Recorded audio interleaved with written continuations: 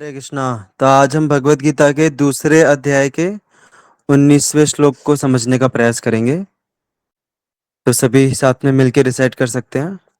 य एनं वेत्ति हंतारम यः एनं य वेत्ति एनं वेत्ति हन्तारम् यश्चैनं मन्यते हतम् यश्चैनं मन्यते हतम्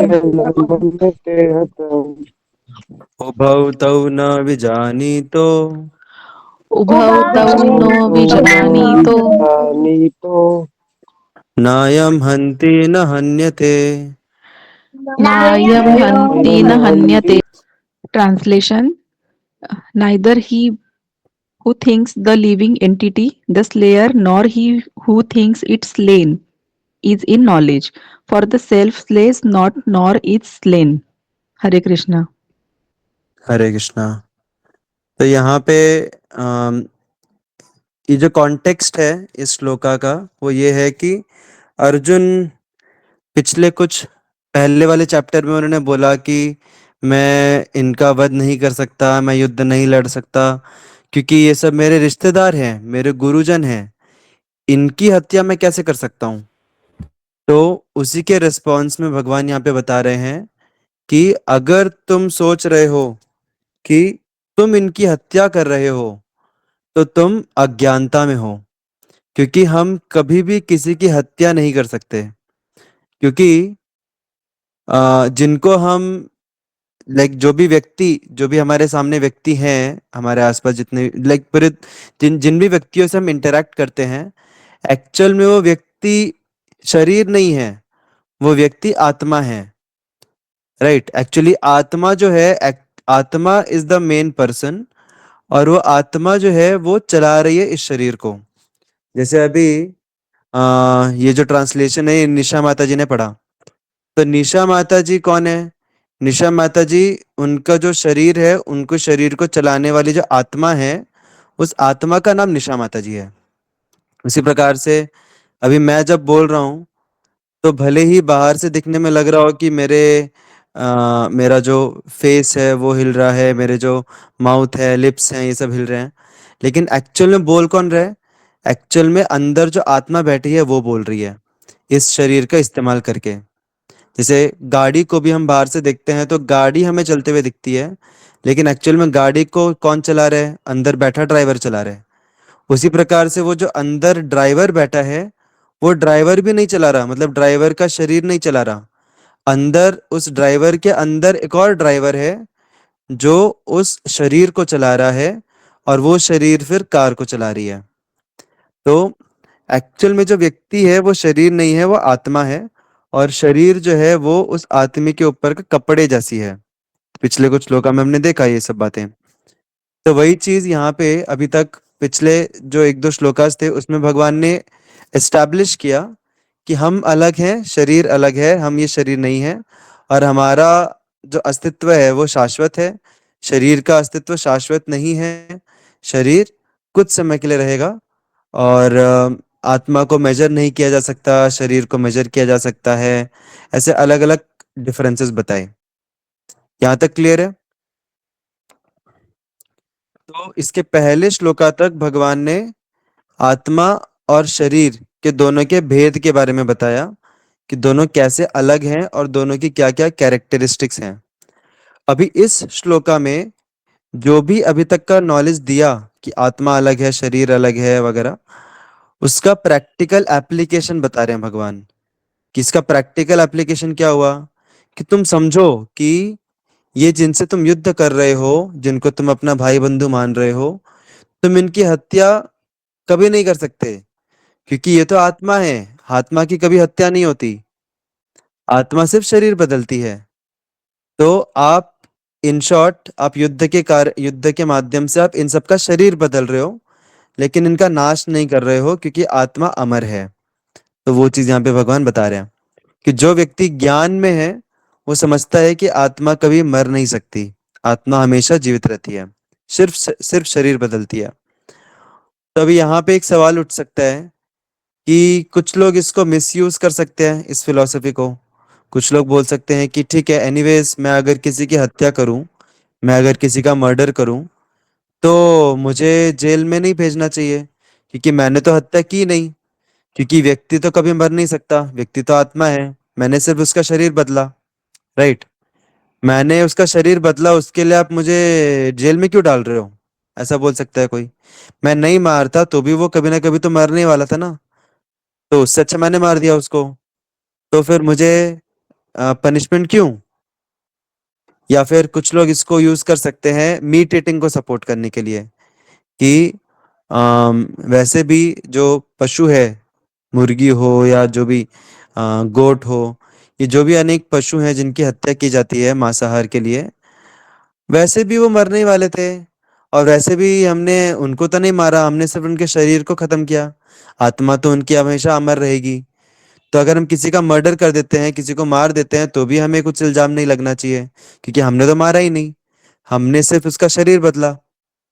राइट। आत्मा तो वैसी की वैसी है, व्यक्ति को तो मारा नहीं हमने। तो ऐसे कोई सवाल उठा सकते हैं। तो क्या आप में से कोई बता सकता है कि जब पशु की हत्या ही नहीं होती, तो फिर जो लोग मांसाहार के लिए जो पशु का वध करते हैं, उनको आ, क्या बोलते हैं, पाप कर्म लगना चाहिए कि नहीं लगना चाहिए? जो लोग लगना पशु की हत्या कर, लेकिन हत्या तो कभी हो ही नहीं सकती ना, आत्मा तो अमर है। वो जो कसाई है, वो तो कभी भी हत्या कर ही नहीं सकता उस मुर्गी की, क्योंकि मुर्गी तो अमर है, क्योंकि आत्मा तो अमर है हमेशा। तो फिर लेकिन जो पनिश शरीर है वो भगवान ने दिया है ना, वो हाँ, भगवान की एनर्जी है। करेक्ट। तो ये जो शरीर है ये भगवान का दिया हुआ है। जैसे फॉर एग्जाम्पल, अभी सपोज एक व्यक्ति एक कार के अंदर बैठा है, ठीक है, और एक दूसरा पागल सा व्यक्ति आता है, और वो बड़ी सी रॉड लेके आता है, और डायरेक्ट धाड़ धाड़ धाड़ उसकी पूरी कार को फोड़ने लग जाता है। विंडशील्ड फोड़ता है, बाजू से फोड़ता है, ऊपर से फोड़ता है, टायर फोड़ देता है, हर तरफ से उसकी कार को फोड़ने लग जाता है। और फिर बाद में जब उसको पुलिस पकड़ती है, और जो कार को फोड़ रहा है उसके अंदर जो पैसेंजर बैठा है उसको कुछ नहीं हो रहा, उसको कुछ नहीं कर रहा वो। तो अगर बाद में पुलिस पकड़ती है उसको, तो क्या वो ऐसा बोल सकता है कि मैंने उस व्यक्ति को तो मारा नहीं, मैंने सिर्फ उसकी कार फोड़ी? ऐसा बोल सकता है क्या वो? क्या पुलिस उसकी बात सुनेगी कि ठीक है भाई, तुमने व्यक्ति को नहीं मारा, बहुत सज्जन व्यक्ति हो, तुम साधु हो, तो हम तुमको जेल में नहीं डालेंगे, ऐसा बोलेंगे क्या पुलिस वाले? नहीं। लेकिन व्यक्ति को तो उसने खरोच भी नहीं लाया एक भी, तो फिर उसको पनिशमेंट क्यों? उसके कार को तोड़ा। तो कार को तोड़ने से क्या प्रॉब्लम हुआ? उसमें क्या प्रॉब्लम किसी है? और की प्रॉपर्टी डैमेज की इसलिए। हाँ, this is the right answer. उसने किसी और की प्रॉपर्टी डैमेज की। अभी वो जो व्यक्ति है उसको कार उसने दिया क्या? नहीं, उसने खुद के पैसे से कार खरीदा, या फिर किसी ने गिफ्ट किया होगा। इसने किया क्या? इसने नहीं किया। तो जब इसने दिया नहीं है उसको कार, तो फिर उसका हक बनता है क्या तोड़ने फोड़ने का? अगर ठीक है, भले ही दिया भी होता तो भी एक बार देने के बाद जिस व्यक्ति को दिया है उसका हक बनता है उस सामान के ऊपर। राइट। तो इन एनी केस, कोई भी व्यक्ति अगर कार फोड़ेगा किसी की, तो उसको पनिशमेंट तो जरूर मिलेगा, भले ही व्यक्ति को मारे या ना मारे। उसी प्रकार से जो मर्डर है या फिर जीव हिंसा है, जो पशु के वध किया जाता है, भले ही आत्मा को कोई कुछ नहीं कर सकता, लेकिन शरीर भी इंपॉर्टेंट है। क्या हमने उनको शरीर दिया है? जो लोग मर्डर करते हैं, क्या उन्होंने शरीर दिया है? नहीं। ये शरीर दिया भगवान ने, प्रकृति ने दिया है। और एक बार देने के बाद ये शरीर उस आत्मा को बिलोंग करता है। तो जब हमारी चीज नहीं है कोई, तो हम उसका नाश कैसे कर सकते हैं? That will be a criminal act. अभी कोई बोलेगा नहीं नहीं, हम लोग ही मुर्गी को या जो भी एनिमल्स हैं, हम लोग ही उनको फार्मिंग करते हैं, जैसे ये टर्म यूज किया जाता है एनिमल फार्मिंग। ऐसा लगता है कि खेत खेत उगा रहे हैं, बट एक्चुअल में वो जानवरों को मारने के लिए, वो बोलते हैं ना, बकरे को हलाल करने से पहले खिलाया पिलाया जाता है जोरदार। तो वैसा करते हैं वो लोग। तो ये लोग बोल सकते हैं कि अरे हमने ही उसको बड़ा किया है, हमने ही पाला पोसा है, तो ये शरीर तो हमें बिलोंग करना चाहिए। ऐसा बोल सकते हैं क्या लोग? नहीं। क्योंकि भले ही उसका पालन पोषण किया हो आपने, लेकिन फिर भी अल्टीमेटली शरीर आपने दिया क्या उनको? शरीर कोई किसी को दे सकता है क्या? नहीं दे सकता। इवन माँ भी अपने बच्चे को शरीर नहीं दे सकती, क्योंकि माँ को भी पता नहीं चलता, अंदर ही अंदर कुछ तो उसके फेस कटिंग और उसके हाथ की रेखाएं धीरे धीरे सब खुद से डेवलप होती हैं। माँ को कुछ अंदाजा भी नहीं रहता। तो माँ का शरीर जो है वो भगवान इस्तेमाल करते हैं। लेकिन अल्टीमेटली जो बच्चा है या जो भी व्यक्ति है, वो उसका शरीर बिलोंग्स टू भगवान। तो ultimately everyone's body ultimately belongs to God. इसलिए कोई भी किसी का वध नहीं कर सकता। तो ये जो श्लोक है, ये कभी भी किलिंग या मर्डर या फिर एनिमल किलिंग उसको सपोर्ट नहीं करता। कोई जस्टिफाई नहीं कर सकता कि आत्मा तो वैसे भी अमर है, तो फिर मारने में क्या प्रॉब्लम है? प्रॉब्लम है क्योंकि हमने शरीर नहीं दिया उनको, राइट? तो that's it I think regarding this shloka.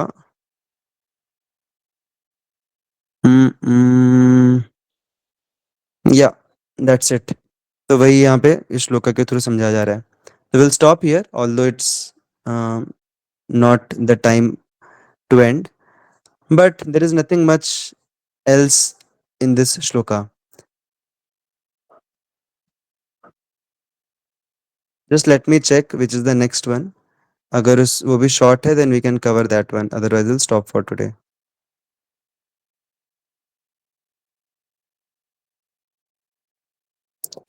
ये भी कवर कर सकते हैं, छोटा ही है, important है लेकिन। दिख रहा है आप लोगों को मेरा स्क्रीन? यस। तो आप सभी मेरे पीछे रिपीट कर सकते हैं। न जायते म्रियते वा कदाचन न जायते क्रियते वा न कदाचित् नायं भूत्वा भविता वा न भूयः। नायं भूत्वा भविता वा पावान भूय। स्क्रीन दिख रहा है ना मेरा? दिख रहा है कि नहीं दिख रहा है? दिख रहा है प्रभु दिख जी। ओके। अजो नित्यः शाश्वतोऽयं पुराणो अजो नित्यं शाश्वतोऽयं पुराणो न हन्यते हन्यमाने शरीरे। न न हन्यते हन्यमाने शरीरे। तो इधर भी सिमिलर अंडरस्टैंडिंग भगवान दे रहे हैं। पढ़िए। For the soul there is neither birth nor death at any time. He has not come into being, does not come into being, and will not come into being. He is unborn, eternal, ever existing, and primeval. He is not slain when the body is slain. Hare Krishna. हरे कृष्णा। तो यहाँ भी almost भगवान वही बता रहे हैं कि जो आत्मा है, आत्मा का ना ही कभी जन्म हुआ है और ना ही कभी मृत्यु होती है आत्मा की। जन्म होता है शरीर का। तो अगर आपसे कोई पूछता है कि आपका डेट ऑफ बर्थ क्या है, तो आप क्या बताएंगे?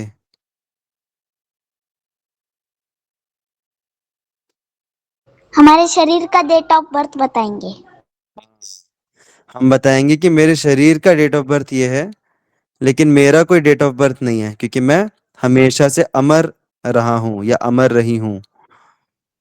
तो आ, जीवात्मा जो है वो कभी भी जन्मा नहीं है, वो अजन्मा है, मतलब हमेशा से एग्जिस्ट कर रहा है। जैसे भगवान हमेशा से एग्जिस्ट कर रहे हैं, वैसे जीवात्मा भी हमेशा से एग्जिस्ट कर रहा है। और आ, कभी उसका अंत नहीं होगा, कभी विनाश नहीं होगा। हम सब का कभी विनाश नहीं होगा। हम लोग अभी इस शरीर में हैं, आगे जाके किसी दूसरी अवस्था में किसी दूसरे शरीर में रहेंगे, लेकिन विनाश कभी किसी का नहीं होता। तो अ, यहाँ पे एक और इम्पोर्टेंट चीजें समझने वाली, दो इम्पोर्टेंट चीजें हैं। पहली बात तो कुछ ऐसे फिलोसोफर्स हैं, कुछ ऐसे तार्किक लोग हैं जो कि ऐसा मानते हैं कि हम एक्चुअली भगवान हैं हम सभी, और अभी हम अलग अलग आत्मा के तरह जी रहे हैं।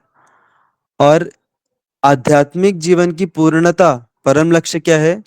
ये साक्षात्कार करना कि एक्चुअल में सब कुछ भ्रम है। मतलब अल्टीमेटली ऐसे कुछ बताते हैं ऐसे कुछ तार्किक लोग कि हमारे जीवन का लक्ष्य है खुद को शून्य कर देना। मतलब लीन हो जाना। किसमें लीन हो जाना?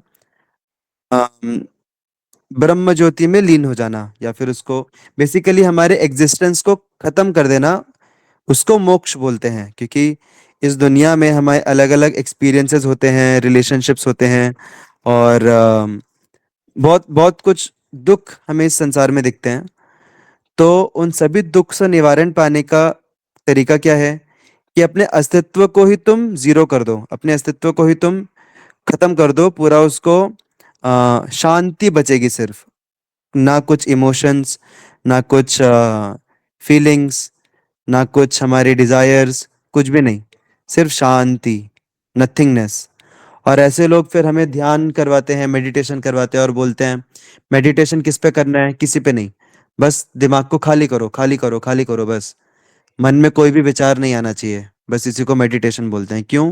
क्योंकि उनके जीवन का लक्ष्य रहता है खुद को शून्य कर देना। और उनको ऐसा लगता है कि ऐसा करेंगे तो एक समय के बाद आत्मा जो है वो परमात्मा में लीन हो जाएगी। आत्मा और परमात्मा एक हो जाएंगे। ओके, आत्मा, जितनी भी आत्माएं हैं सब परमात्मा में लीन हो जाएंगी। लेकिन यहाँ पे भगवान खुद क्या बोल रहे हैं? कि आत्मा कभी खत्म नहीं होने वाली। ऐसे नहीं कि आत्मा कभी लीन हो जाएगी परमात्मा में और उसका एग्जिस्टेंस खत्म हो जाएगा। आत्मा हमेशा से इंडिविजुअल रही है और हमेशा के लिए इंडिविजुअल रहेगी। वह ना कभी लीन होगी किसी के साथ, ना ही कभी कोई इसका अंत होगा। तो ये दूसरी चीज यहाँ पे हमें इस श्लोक से पता चलती है।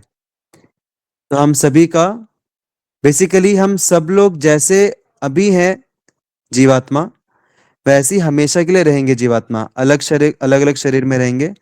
लेकिन ऐसा कोई समय नहीं आएगा कि हमारा अंत हो रहा है या फिर हमारे अस्तित्व को खत्म होके हम परमात्मा, हम भगवान बन जा रहे हैं।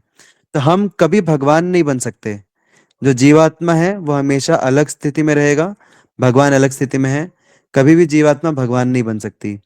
तो वो भी इस श्लोक से पता चलता है, क्योंकि जीवात्मा जो है वो अपने नित्य एग्जिस्टेंस में हमेशा के लिए रहेगा, जीवात्मा। So that's what we can understand from these two couple of shlokas. Hare Krishna. Shrimad Bhagavad Gita की जय जय जय। श्रील प्रभुपाद की जय। जय। जय हरे कृष्णा हरे कृष्णा कृष्ण कृष्ण कृष्ण कृष्ण हरे कृष्ण हरे, कृष्ण हरे हरे राम हरे हरे राम हरे राम राम राम हरे हरे राम हरे। राम